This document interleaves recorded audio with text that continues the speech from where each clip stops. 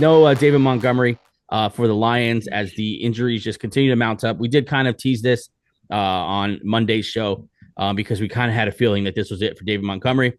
They also put Lee McNeil on the IR, and if you heard Coach Campbell's rant this morning on a Tuesday morning about how they're gonna do it anyway, kind of like what do you expect Dan Campbell to do and what he should Oh do? yeah, Like, what are you supposed to do? Wave the white flag?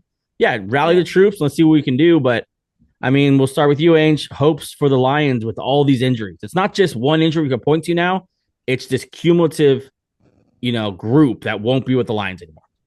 It used to be just on defense, so you could be like, oh well, at least the offense is playing clean, healthy ball. I know Taylor Decker has been in and out, but they've been Right. relatively healthy on the offensive side. Montgomery does a lot for this team. He's like the identity of this team almost. He's just a tough guy, underrated, that's kind of what they're like. He was like the heart and soul of this team. Without him, they're gonna be different. Gibbs is good. Gibbs is great. His moments, but Montgomery was a tone setter, and Yeah. you can't just pick that up off the street. Like, those are guys. Him and Hutchinson were like the heart and soul of this team. Now both are gone. You're starting to wonder if this team is not only losing starters, but losing significant talent. It's just it sucks because they're getting snake bitten right before the playoffs. Gabe, where are you like with significance of this loss? Like, is David Montgomery up there with Aiden Hutchinson and then Lee McNeil, or is this more like, yeah, it's a nice role player they lost, but this isn't going to sink the ship?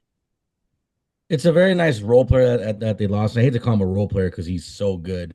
And I was one just a couple weeks ago that was defending the Lions regardless of all the injuries they have. But Angel's right. At some point, it's not just a good role player that you're losing. It's your overall team is just not going to be able to perform at what you guys started off with the season with. So it's significant, not so much because of the player, but just because of the situation. You keep losing these guys, your team identity is going to have to change. And right now is a bad time to switch that whole team identity right before the playoffs and try to see if you can make it work. So Yeah.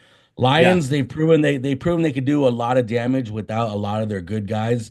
But like I said, as those names keep falling off the list, it's going to get a little bit more challenging, especially when it comes to playoff football.